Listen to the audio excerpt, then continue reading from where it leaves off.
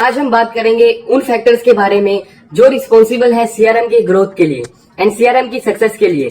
इसके पहले बहुत सारे सीआरएम रिलेटेड टॉपिक्स को हम कवर कर चुके हैं और आगे भी सीआरएम की वीडियोस लाते रहेंगे। आपको प्लेलिस्ट का लिंक डिस्क्रिप्शन में मिल जाएगा। फ्यूचर में कॉमर्स रिलेटेड वीडियोस की अपडेट्स के लिए चैनल को सब्सक्राइब कर लीजिए। आइए स्टार्ट करते हैं। तो सीआरएम की ग्रोथ के लिए जो मेन फैक्टर्स हैं उसमें पहला इंपॉर्टेंट फैक्टर है चेंज वर्क कल्चर।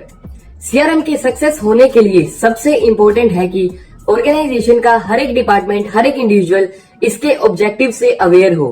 एक नया सीआरएम के सक्सेस होने के लिए सबसे इंपॉर्टेंट है कि ऑर्गेनाइजेशन का हर एक डिपार्टमेंट, हर एक इंडिविजुअल इसके ऑब्जेक्टिव से अवेयर हो।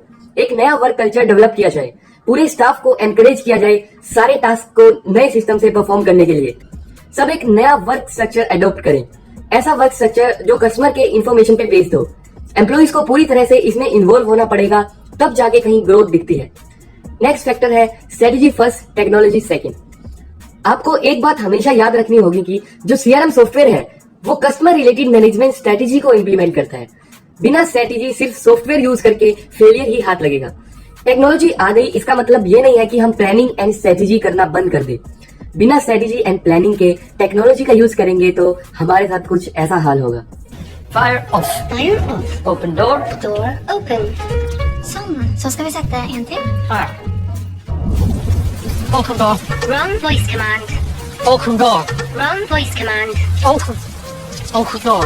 आपको अपने बिजनेस प्रोसेस को समझना होगा, नए आइडियाज जनरेट करने होंगे। जैसे आपका कस्टमर बेस है उसके अकॉर्डिंग आपको अपने आइडियाज इंप्लीमेंट करने होंगे उस सॉफ्टवेयर पे। मतलब टेक्नोलॉजी क्या है, वो एक नेक्स्ट स्टेप है। वो आपको अपने डिसाइडेड चीजों को फुलफिल करने में, अपने डिसाइडेड टास्क को कंप्लीट करने में हेल्प करने वाली है। आपको वो नए नए आइडियाज भी दे सकती है, बट एक क्या है, इम्प्लीमेंटेशन आपके हाथ में होना चाहिए। वो आपकी बताई हुई चीजों को कैसे करना है, एक फिक्स मैनर में कैसे करना है, अच्छे से इम्प्लीमेंट कैसे करना है, उसमें आपकी हेल्प करेगी। बट जो आइडिया देना है, जो ब्रेनस्टॉर्मिंग करनी है, जो माइंड लगेगा, वो सब आपका ही होना चाहिए। वो सब स्ट्रेटेजीज आपकी ही होनी चाहिए जो आपके ऑर्गेनाइजेशन के कोर से मैच करती हो। उसमें आप बाद में सॉफ्टवेयर का यूज कर सकते हैं, उसकी हेल्प लेके प्रॉपरली उसको इम्प्लीमेंट करवा सकते हैं। नेक्स्ट है involvement of top management. CRM के फेलियर होने का सबसे कॉमन रीजन ये देखा गया है कि कंपनी का टॉप मैनेजमेंट ज्यादा इस पे फोकस नहीं करता। सीआरएम के ग्रोथ एंड उसमें सक्सेस पाने के लिए टॉप मैनेजमेंट की इन्वॉल्वमेंट बहुत जरूरी है। होता यह है कि ऊपर से इंस्ट्रक्शन तो दे दिया जाता है कि सीआरएम बेस्ड वर्क हो, बट नीचे डिपार्टमेंट्स को टॉप लेवल का उतना सपोर्ट नहीं मिलता।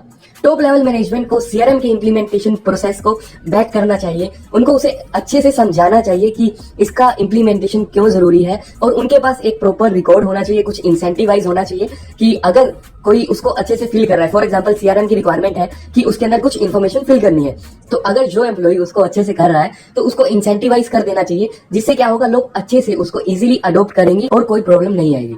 और इसके लिए पूरा बजट सिक्योर किया जाना चाहिए ताकि सीआरएम प्रोजेक्ट्स एंड आइडिया को एक्शन में लाया जा सके। नेक्स्ट है मेजर, मॉनिटर एंड ट्रैक। एक बार आपका सीआरएम सिस्टम लाइव हो जाता है, उसके बाद कंपनी को सीआरएम की इफेक्टिवनेस को मेजर करना होगा, मॉनिटर करते रहना होगा, कंसिस्टेंटली इंप्रूवमेंट के साथ प्रोसेस को ट्रैक करना होगा।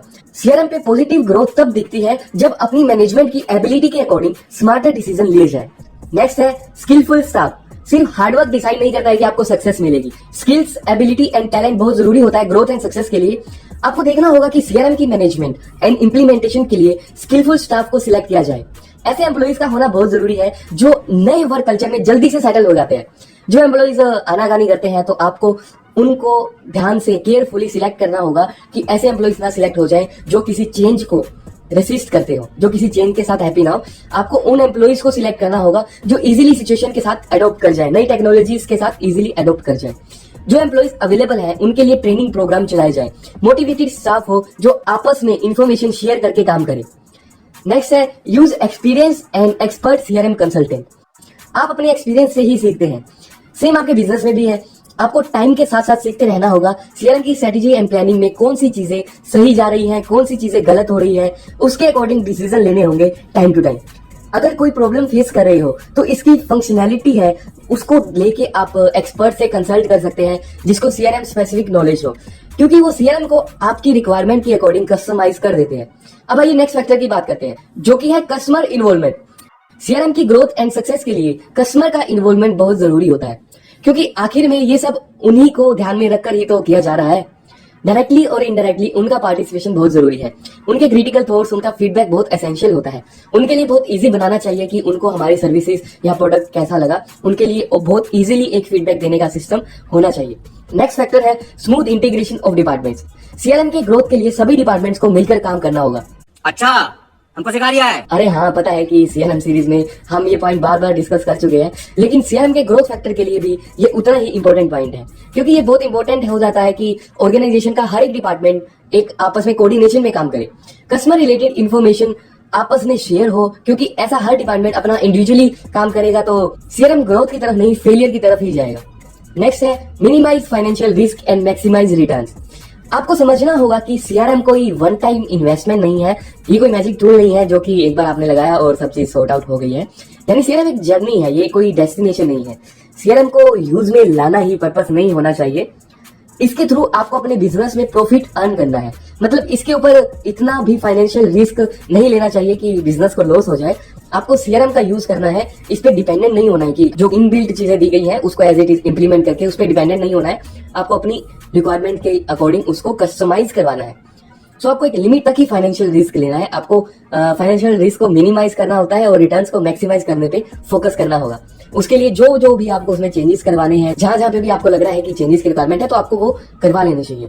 आप डिस्क्रिप्शन से सीआरएम की प्लेलिस्ट में जाके सारे वीडियोस देख सकते हो, या फिर स्क्रीन पे आ रही प्लेलिस्ट पे क्लिक करके सीआरएम की और भी इंपॉर्टेंट वीडियोस आप देख सकते हैं। तो आज की वीडियो में इतना ही, मिलते हैं नेक्स्ट वीडियो में। आपको ये वीडियो काम की लगी, सब्सक्राइब करें हमारे चैनल को और प्रेस कीजिए बेल आइकन को, जिससे कि आपको हमारे आने वाले वीडियोस का नोटिफिकेशन मिलता रहे। And thanks for